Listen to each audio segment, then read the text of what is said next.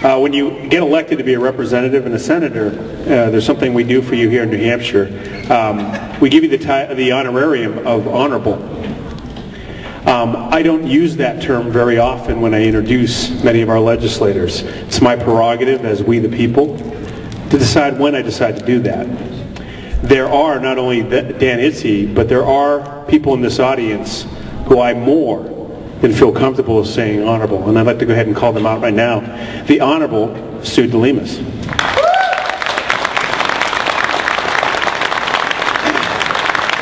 The Honorable and kick butt Laura Jones.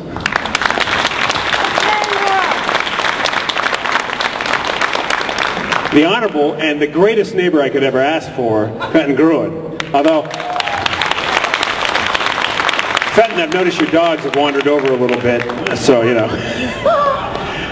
But let's not forget, not only do we have the House, and not only do we have the Senate, but the biggest battles we fight are actually at the City Hall level. Our city councilors, our school board members, and then on the county level. That's where most of your money gets taken from you.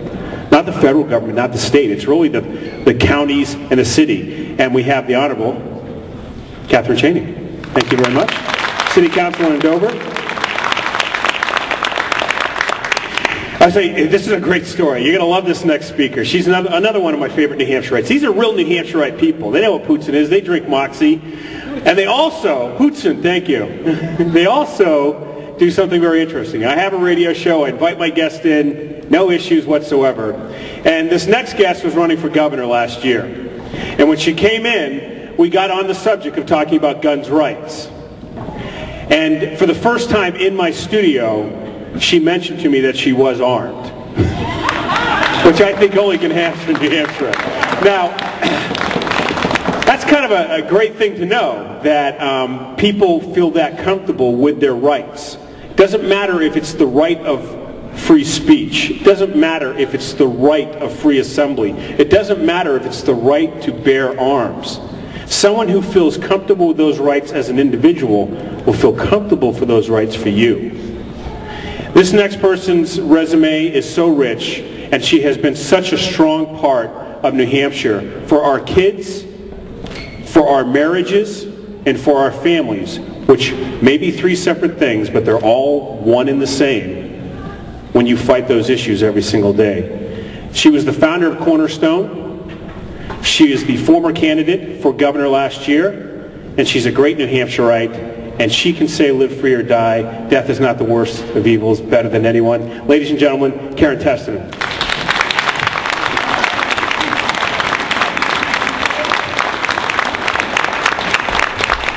Well, good afternoon. It's great to see you all here. It's funny, but I came across a saying the other day, and it said, when you take the and IRS and you put them together, guess what it spells? Theirs. And it's not theirs, is it? It belongs in your back pocket for you to make up your mind on how you want to spend it. And I also want to congratulate our New Hampshire House for the great work they did on the budget.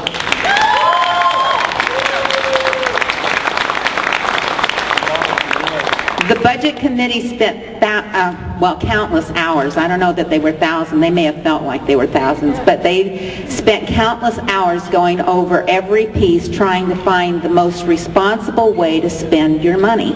And I think that they really did a great job, including the collective bargaining, which our senators somehow have found that they don't want to support. And I'm counting on you to go out and make sure that we put the pressure on the senators and make sure that they, I don't care how they pass it, they've got to pass it someplace in this session. I also want to take a moment to brag a little bit.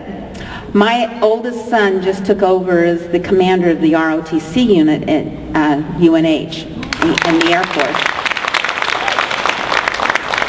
But the part I want to brag about is he went through and he said, you know, he's going through the syllabus, and he said, there is the most exciting part for these young men and women when they get through the ROTC program is that they stand up and take a pledge to support and defend the Constitution of the United States. And there is nowhere in the syllabus where they even read the document. So he contacted Diane Gilbert, and Diane sent him the constitutions. They've arrived, and the kids are excited about actually going through. So I'm really proud of him because he saw that void and has now filled it.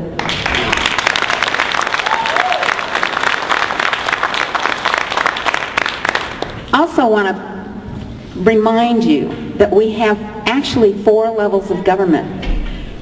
At the top we have the federal level, then we have the state, then we have the local. But the building block of government is a man and a woman married in a lifelong relationship in their family.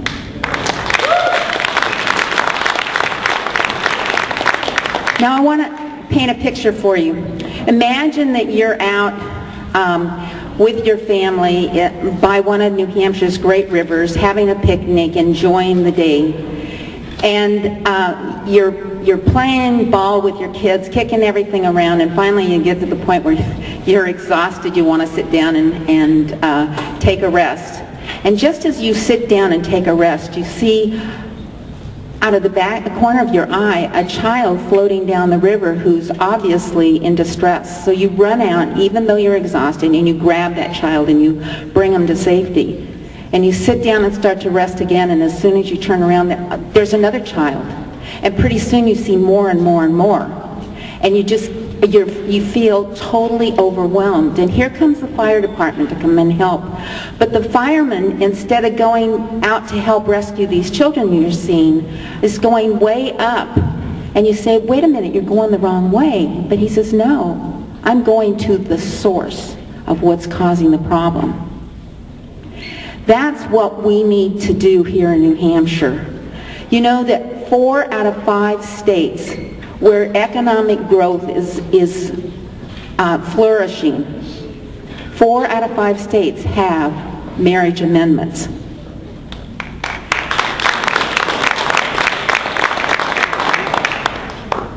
And that is the problem that I'm seeing. If you look at the breakdown of the family, what do we see? The number 1 weapon we have against poverty is the married family, that intact family with a mom, the biological mom and dad, when possible, raising those children. Every child deserves to have a mom and a dad.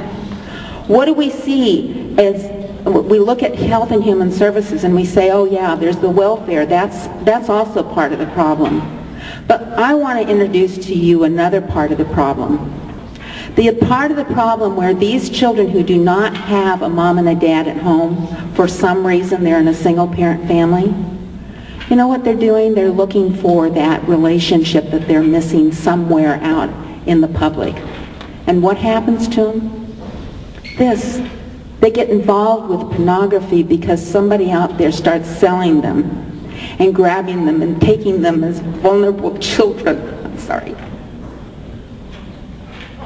They also do something else. These young men that don't have relationships with their fathers, and they go out and they look for that father relationship, where do they end up? In same-sex relationships. That is why we have to fight for our marriages. That is why I am starting a new organization. It's called First Principles, and our primary goal is to work with every citizen we can find in the state of New Hampshire, give them the ammunition they need to be able to put the pressure on our legislature so that we can get the marriage amendment on the ballot, so that you have a voice on that.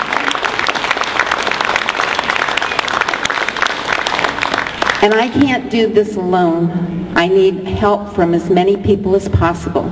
So I've got a sign-up sheet over here. If you want to help me on this, please put your name and contact information on it. It's a Friends of Karen Testerman sign-up sheet right now because we're still really new on getting this organization together. But we want to work with every organization we can. We want to work with every citizen we can to be able to put marriage on the ballot in 2012. Thank you. Oh, let me tell you what the process will be. First of all, we have to put pressure on our legislators because we need 60% of the membership to say that it is up to you to be able to vote on this in 2012. That probably will come around in January, February of next year.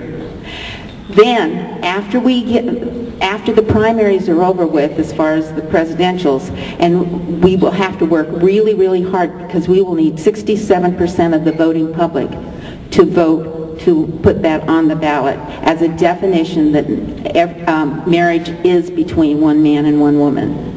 I thank you very much. God bless each and every one of you for all that you've done to come out and support this great state. God bless New Hampshire and God bless America.